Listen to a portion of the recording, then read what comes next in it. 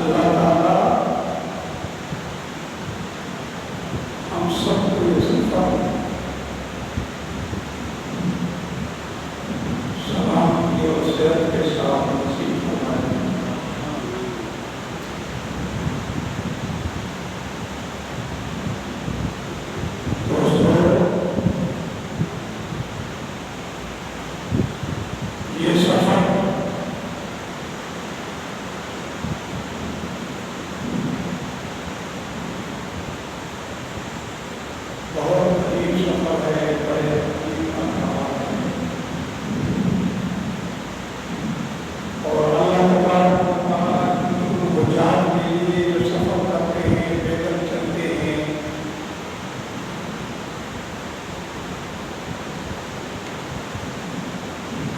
یہاں مختلفہ سے ہوتے ہوئے چلے جائیں جبرات کا یہ درمیان میں یہ سفر ہوتا ہے.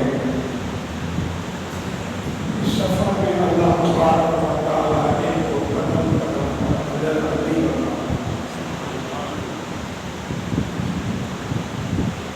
اور 700 قدم تک اللہ تعالیٰ جب میں اضافہ فرما ہوتا ہے. دوستو حج مسلمان پر زندگی کے ایک بار اور ہوتا ہے.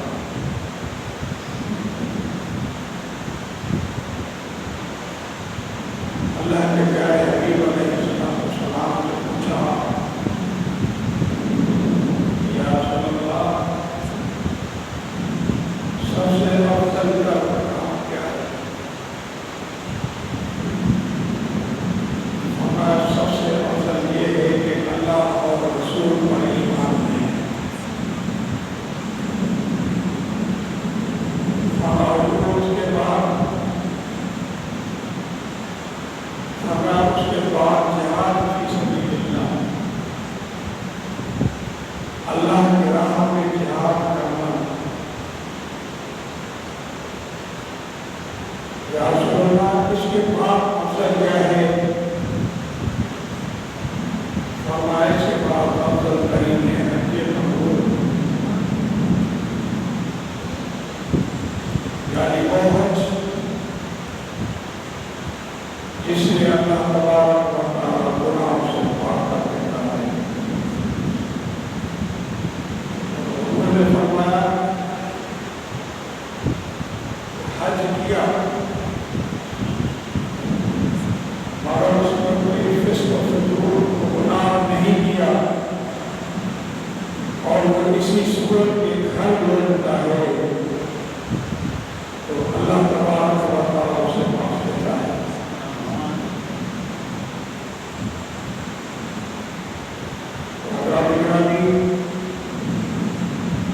حج اللہ تعالیٰ کی طرف سے ہر مسلمان پر فرض ہے.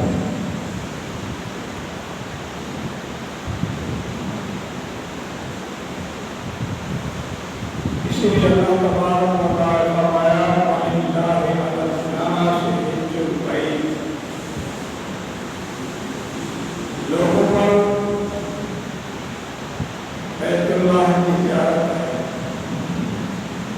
حج کی معنی ہے زیارت کرنا، بیت اللہ کی زیارت کرے.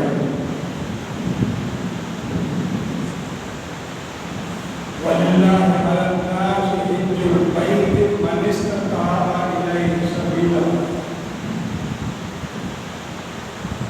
جو راہ کی استطاعت رکھتا ہے، طاقت رکھتا ہے. جیسے آنے جانے کی کرایہ اور سفر کی صعوبتیں، سفر کی تکلیفیں، آنے جانے کا سفر، اگر اس کی استطاعت رکھتا ہے کہ اس کے جانے کے بعد پھر آنے خانہ بھی پریشان نہ ہو، جیسے اس کے ہوتے ہوئے خوش تھے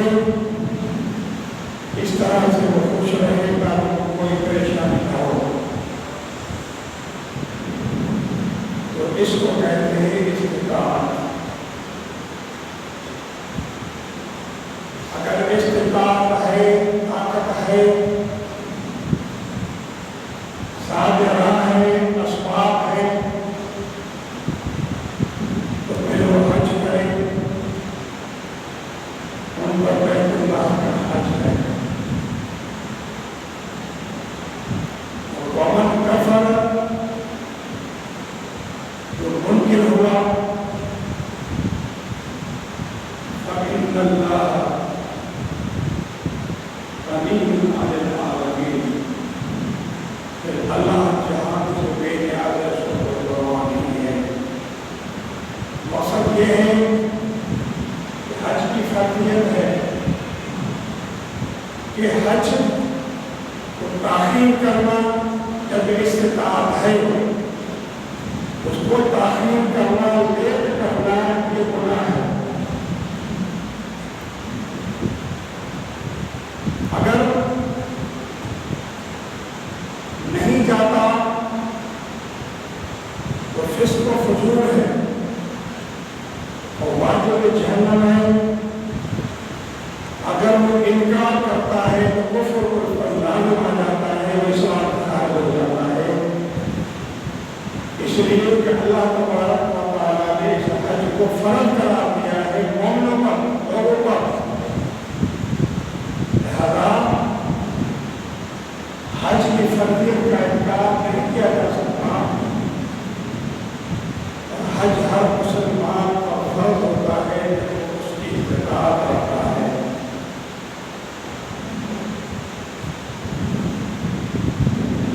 حضرت مولا علی کرم اللہ وجہ کریم نے فرمایا کہ وہ شخص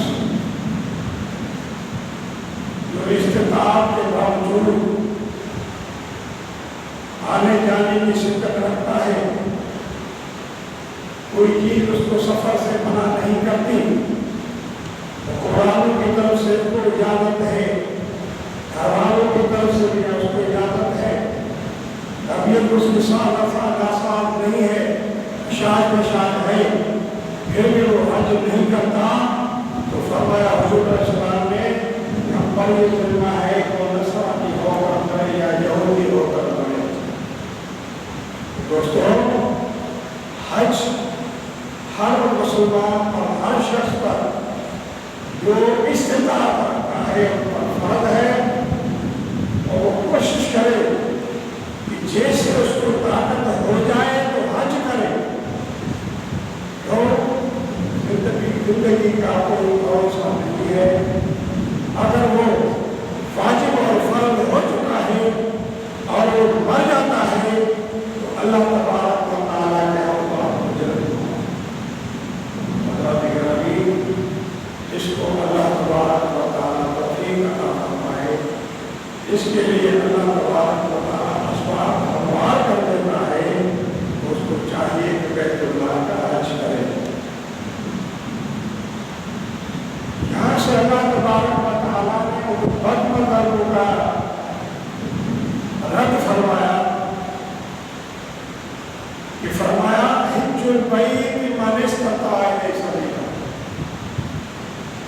جو حج ہے وہ بیت اللہ کا ہے، یعنی آپ سفر کر کے بیت اللہ چلے جائیں، پھر بیت اللہ کے بعد پھر ہے زیارت رسول صلی اللہ علیہ وسلم۔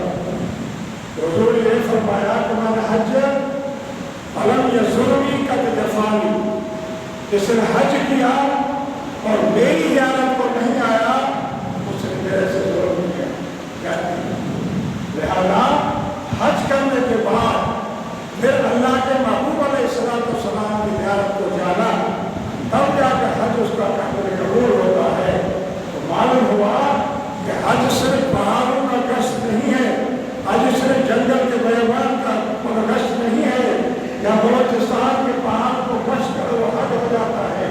حج وہ ہے یہاں سے سفر کرو اور بیت اللہ مکہ مکرمہ میں چلے جاؤ، اور جب مکمل چلے جاؤ اور بیت اللہ کا طواف کرو اور بیت اللہ کی زیارت کرو اور اس کے احکامات ادا کرو، سفر احرام بنے اور پھر صفا مروا کے ساتھ بیت اللہ کا طواف کریں اور صفا مروا پہ چلے جائیں۔ اس کے بعد جو احکامات دیگر ہیں وہ احرام کے ساتھ ادا کیے جائیں، اس کو حج کہتے ہیں۔ حضرات گرامی، اسی لیے اللہ تبارک و تعالیٰ نے خود فرمایا وَلِلَّهِ عَلَى النَّاسِ حِجُّ الْبَيْتِ، لوگوں پر بیت اللہ کا حج، بیت اللہ کی زیارت ہے۔ کوئی مراد کو نہیں جانا ہے، کسی پہاڑی کی زیارت کو نہیں جانا ہے، کسی چوراہے کسی چوردیواری کی عبادت نہیں کرنی ہے، بلکہ وہاں جائے اور بیت اللہ کا کھلا طواف کرو احرام کے ساتھ، ان کپڑوں کے ساتھ نہیں، احرام کے ساتھ حج اور عمرے کے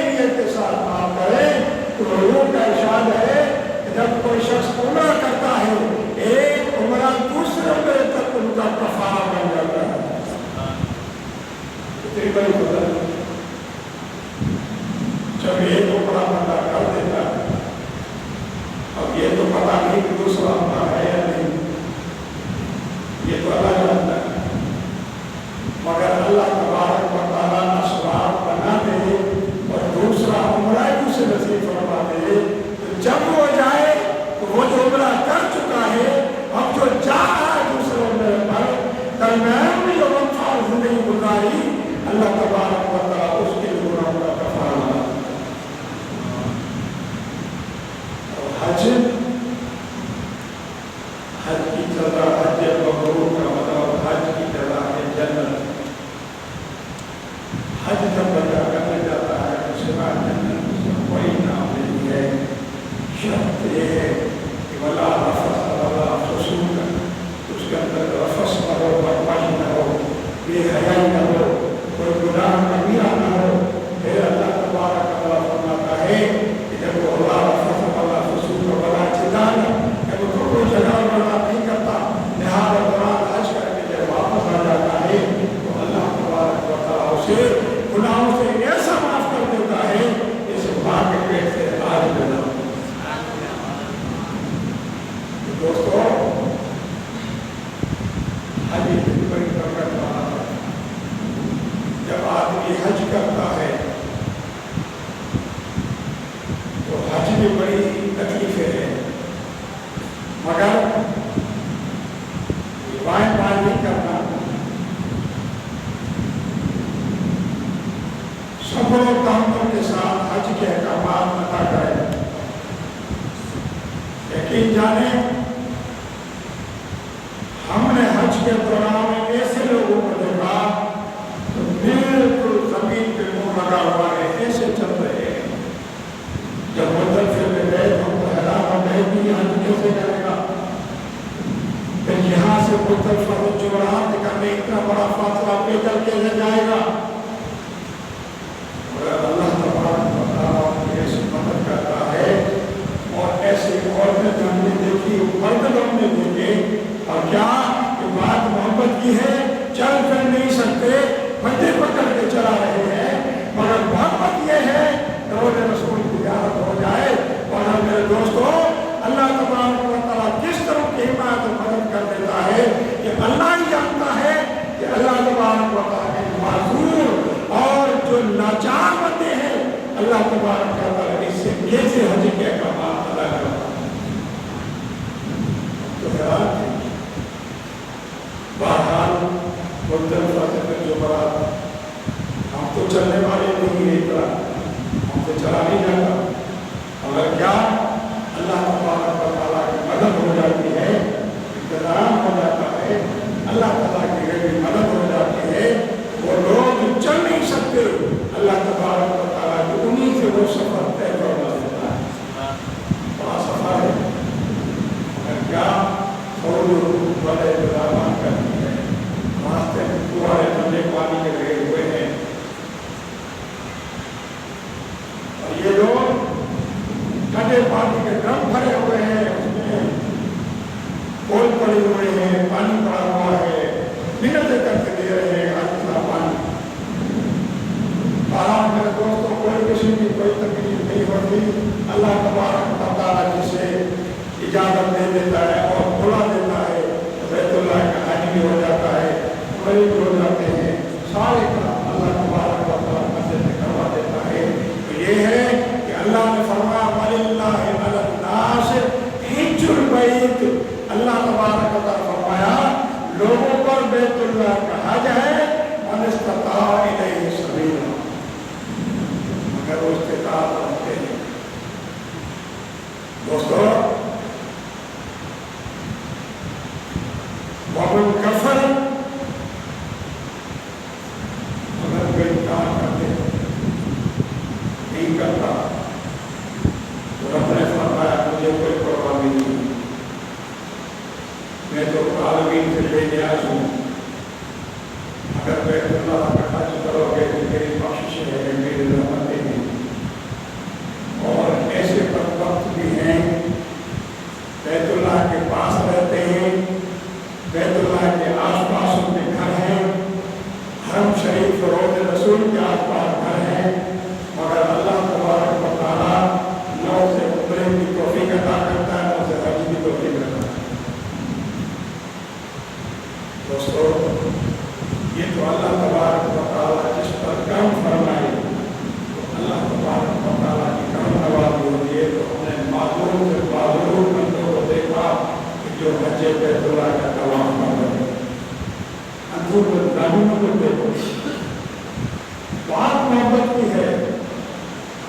زیارت کرنی ہے. دوستو بات محبت کی ہے. وہ نابین صحابی تھا حضرت عثمان مشرق گروپ میں یا رسول اللہ یا محمد کی حدیث میں نے آپ حدیث بیان کی تھی. وہ صحابی مصطفیٰ ہے. اب کیا حضور میں نے دعا کریں گے آپ کیا ہو جائے آپ کا دیدار کرو اور صبر کرو تیرے لیے جنت ہے تیرے لیے اجر ہے. اور اس کا نتیجہ دیکھو جنت تو ٹھیک ہے مگر رسول اللہ کے دیکھنے میں جنت ملتی ہے. حضور مجھے آنکھیں چاہیے. حضور فرماتی کہ جا اچھی طرح وضو کر کے آؤ کہ پچھلے دنوں میں حدیث بیان کی تھی یا محمد اور یا رسول کہنے کے دلیل میں یا محمد یا رسول کہنا جائز ہے. صحابہ کرام کی یہ سنت ہے اور میرے مصطفیٰ کریم علیہ السلام نے صحابہ کو اس کے وظیفے دیے ہیں کہ یا محمد یا رسول کہو. تمہاری مشکلیں حل ہو جائیں گی. 3 جمعہ میں نے بیان کیا. اس سے پہلے میں نے علم غیب کے 4 جمعہ بیان کیے اور آپ مختصر تھے اقتصاد کے ساتھ. حضور نے فرمایا وضو کرو. وضو کرایا جاتا ہے نبل پر قضا حاجت قضا حاجت پڑھا. پھر اللہ کی دربار دعا اللہ آمین کا توجہ لے گا نبی کے نبی رحمت یا محمد نے یہ توجہ لے گا یا ربی مولا میری یہ حاجت ہے میں تیرے دربار میں تیرے نبی رحمت کو وسیلہ ڈالتا ہوں. میری مصیبت کو حل کر دے میری مشکل حل فرما دے. آنکھیں دے دے. اب وہ نفل پڑھ کے دعا کرتا ہے آتا ہے دربار مصطفیٰ میں جب واپس آتا ہے تو آپ سے آتا ہے حضور کا دیدار کرتا ہے. دوستو یہ ہوتا ہے ٹھیک ہے اندھے بھی ہم نے دیکھے جو چل نہیں سکتے راستے کا پتہ نہیں مگر بات محبت کی ہے اندھائی صحیح معمولی صحیح جب بیت اللہ کا حج کریں گے تو اللہ تعالیٰ آسانی فرما دیتا ہے. میرے دوستو رب کہیں فرمایا انکار کرو نہ کرو حج مجھے کوئی پرواہ نہیں ہے. اگر تم ہوتے ہوئے بھی حج نہیں کرو گے اگر یوم النساء ہو کر پڑھنا چاہتے ہو تو مر جاؤ تب کہ کہیں فرمایا مجھے کوئی پرواہ نہیں ہے. پھر بھی میرے اپنے نعمتیں آپ کو دے دی اپنے نعمت کو چپا نہیں کریں. دیکھو اللہ کی نافرمانی کرتے ہیں. عیسیٰ علیہ السلام اور عزیر علیہ السلام کو خدا کا بیٹا آپ میرے کہہ کر لگتے ہیں. لوگ بتوں کی پوجا کرتے ہیں آپ کو بولتے ہیں مگر پھر بھی اللہ تعالیٰ کو کوشش کر رہا ہے. اللہ تعالیٰ کو دے رہا ہے. تو میرے دوستو اللہ تعالیٰ نے کسی کی روٹی کو بند نہیں کیا ہوا ہے. اللہ تعالیٰ کسی سے اپنا کام مسلط نہیں کرواتا مگر یہ کہ اللہ تعالیٰ نے یہ ڈیوٹی کی ہے کہ تم میرا کام کرو میں تمہارا کام کرو. جب ہم اللہ کا کام کریں گے تو اللہ ہمارا کام کرے گا. اور ہم میرے دوستوں جب یہ آیت کریمہ نازل ہوئی اور ہم نے فرمایا وَلِلَّهِ عَلَى النَّاسِ حِجُّ الْبَيْتِ لوگوں پر بیت اللہ کا حج فرض ہے تو مصطفیٰ کریم علیہ السلام ان پر تشریف فرما ہوئے اور آپ نے جماعت کے سامنے صحابہ سے خطاب فرمایا کہ لوگوں تم پر حج فرض کیا گیا ہے. یا ایھا الناس قد فرض علیکم الحج فحجوا. لوگوں نے خطاب فرمایا ذرا غور کیجیے. حضور نے فرمایا لوگوں اللہ نے تم پر حج فرض کر دیا حج کرو. ایک صحابی بڑا حافظ ہے یا کوئی وہ صحابی کھڑا ہوا عرض کرنے لگا عبداللہ عامر یا رسول اللہ حضور کیا ہر سال حج فرض ہے؟ انہوں نے کوئی جواب نہیں دیا. دوبارہ سوال ہوا حضور حج ہر سال فرض ہے؟ جواب نہیں دیا. تیسری بار سوال کیا حضور حج ہر سال فرض ہے؟ حضور نے پیارا جواب دیا لو قلت نعم لوجب. صحابی بار بار مجھ سے سوال کرتا ہے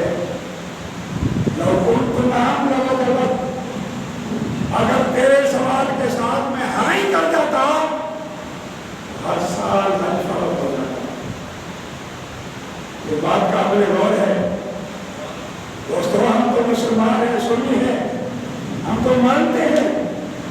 ये उनके लिए बड़ा जवाब है जो नबी को मजबूर समझते हैं, बेबस समझते हैं कि नबी के हाथ में कुछ नहीं है।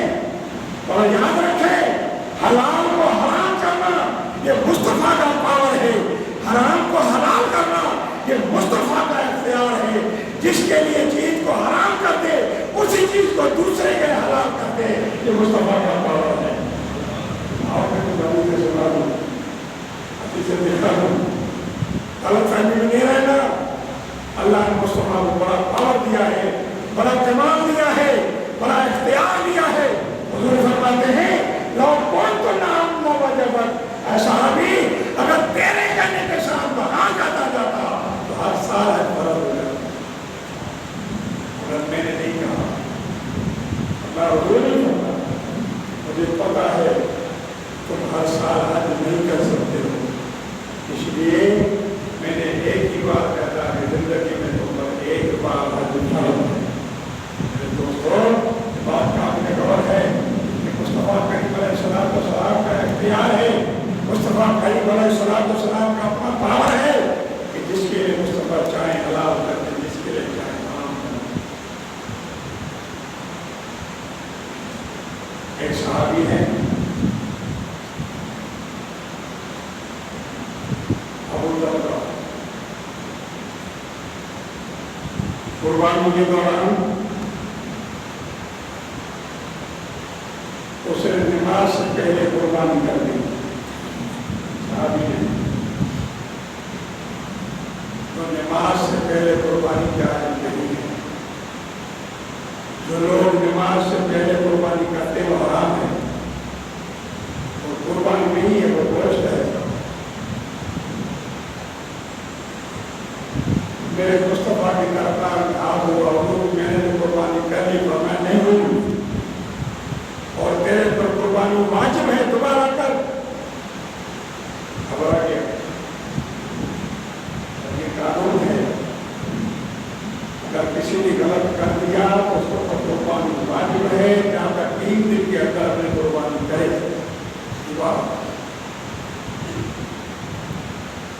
तो सहाबी परेशान हो, या रसूल अल्लाह, अब तो मेरे पास को जानवर नहीं है, बकरे का बच्चा है, बकरी का, उसकी उम्र साल नहीं है। कुर्बानी के लिए साल का बकरा शर्त है। अगर साल से 1 महीना 15 दिन कम है तो जायज नहीं है। मगर कुर्बान है मुस्तफा के ज़ात अनवर पर, अपना या रसूल अल्लाह वो 6 महीने का है। अपना सहाबी, मैं सिर्फ और सिर्फ तुझे इजाजत देता हूँ, तुम जाकर इसकी कुर्बानी कर, मगर दूसरों के लिए इजाजत नहीं है। ये हुजूर का पावर, हुजूर का इख्तियार, हुजूर का कमाल कि मेरे मुस्तफा ने फरमाया कि सिर्फ तुझे इजाजत देता हूँ, तुम ही 6 महीने के बकरे की कुर्बानी कर, मगर तेरे सिवा और किसके लिए कानून नहीं है। ये न समझना कि सब ऐसा 6 महीने के बकरे कुर्बानी करना शुरू कर दे। वो फरमान नहीं, ये सिर्फ और सिर्फ आपको इजाजत देता हूँ कि आप कुर्बानी करें, आपकी कुर्बानी अल्लाह कबूल फरमाएगा। दोस्तों बताएं, मेरे मुस्तफा करीम अलैहिस्सलाम का इख्तियार पावर सोचना चाहिए। एक सहाबी है, रमजान के दौरान खता कर देता है, तोड़ देता है। आपका हलक दिया रसूलुल्लाह, अल्लाह मर गया, क्या रसूलुल्लाह मर गया, अनाथ हो गया, क्या हुआ? और टूट गया। उन्होंने फरमाया क्या 2 महीना मुबारक, 2 महीना मुबारक जवान, 1 महीना बर्दाश्त नहीं हुआ, 2 महीना कहाँ रखूंगा? तो ठीक है, और हम आजाद कर, हुजूर बड़े मौका आजाद कर दो, और चलो साथ में को खाना खिलाओ, مدینے میں تو میرے سے زیادہ کوئی غریب نہیں ہے، میں کہاں سے صاحب مسلم کو کھانا کھلاؤں گا؟ حضور مسکر حدیث میں آتا ہے حضور کے دان کو باہر وہ شخص بیٹھ دیا، ایک شخص باہر سے آتا ہے، کھجور کا ٹوکرا لے کر آتا ہے، عرض کرتا ہے یا رسول اللہ یہ کھجوریں ہیں قربان کے ساتھ دے دے، آپ اس کو جمع فرما دو۔ کمال دیکھیں، حضور فرمایا صاحب کہاں ہے؟ کہا میں خود میں ہوں، بھائی اٹھاؤ جماعت میں بانٹو۔ کہنے لگے یا رسول اللہ جماعت میں بانٹوں گا تو میرے بچے بھوکے بیٹھے ہوئے ہیں، مدینے میں میرے سے زیادہ کوئی غریب نہیں ہے، میرے بچے بھوکے بیٹھے ہوئے ہیں، میرے مصطفیٰ کی مہربانی دیکھیں، فرمایا جا اپنے بچوں کو کھلا دو، تیرا کفارہ ہو جائے گا۔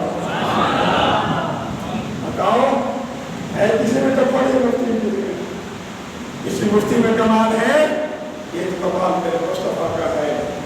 ارے کتنا بڑا حافظ بن جاؤ، مفتی بن جاؤ، مگر جو پاور اللہ نے مصطفیٰ کو دیا ہے، حضرت زبیر اور انس رضی اللہ تعالیٰ عنہ عرش کی بیماری ہو گئی۔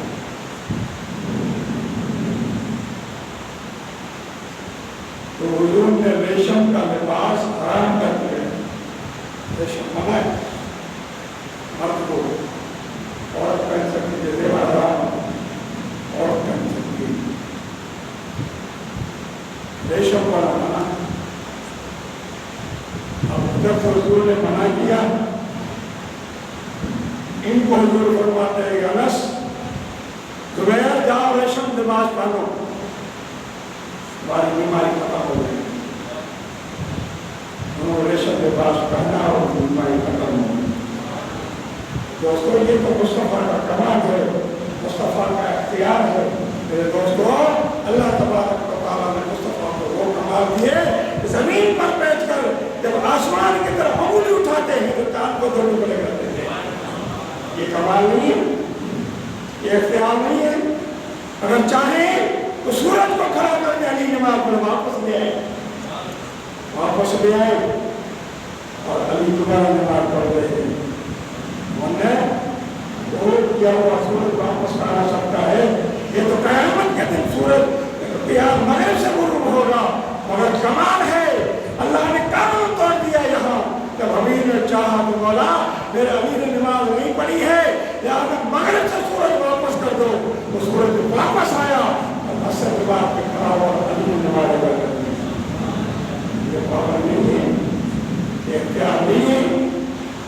تو لوگ مصطفیٰ کریم کو بے بس سمجھتے ہیں، یہ تو میں نے اشارہ کیا ہے، یہ تو حدیث سنی آپ کے حدیثیں ہیں مگر کتابیں بھری ہوئی ہیں۔ علماء محدثین جو پڑھے ہیں وہ کیا کہتے ہیں، وہ کمال کی باتیں کرتے ہیں۔ وہ کہتے ہیں اللہ تبارک و تعالیٰ کے محبوب اللہ کی صفات سے متصف ہے۔ جب بندہ اللہ کو یاد کرتا ہے تو اللہ اس سے ہم نشین ہو جاتا ہے۔ یہ تو ہے نا حدیث، جب اللہ کو یاد کرتا ہے اللہ ہم نشین ہو جاتا ہے۔ اور عبدالقادر دیوبند شریف میں اللہ نے مصطفیٰ کو دیتا فرمایا ہے، اس لیے مصطفیٰ کریم علیہ السلام بھی صفات الہی سے متصف ہے۔ اور معراج والی رات اللہ تبارک و تعالیٰ سارے کمالات و صفات اللہ نے مصطفیٰ عطا فرماتے۔ تو جب مصطفیٰ کریم علیہ السلام پر کوئی درود و سلام پڑھتا ہے تو مصطفیٰ کے ساتھ ہم نشین ہو جاتے ہیں۔ اس لیے امام بلال نے فرمایا کہ جب تم نماز پڑھ رہے ہو اور کہہ رہے ہو السلام علیکم ایھا النبی اعزل نفسک بحضور النبی، جب سلام پڑھ رہے ہو اپنے آپ کا سر جھکا دو، اس لیے کہ تم نبی کے سامنے ہو کر درود پڑھ رہے ہو۔ نبی تمہیں دیکھ رہا ہے، نبی تمہاری باتیں سن رہا ہے، نبی تمہارا رکوع سجود تمہارا خشوع حضور کو دیکھتا ہے۔ لہذا دوستو یہ اللہ کے نبی کا پاور ہے۔ تو اللہ کے نبی نے فرمایا لو كنت معهم لوجبت، لہذا اگر میں تیرے کہنے پر ہر بار ہاں کرتا تو اللہ تبارک و تعالیٰ ہر سال اجر فرما دیتا۔ اگر نہیں میں نے نہیں چاہا اور صرف آپ زندگی میں ایک بار اجر فرما کرے کہ جب آپ کو استطاعت ہو جائے، آپ کو طاقت ہو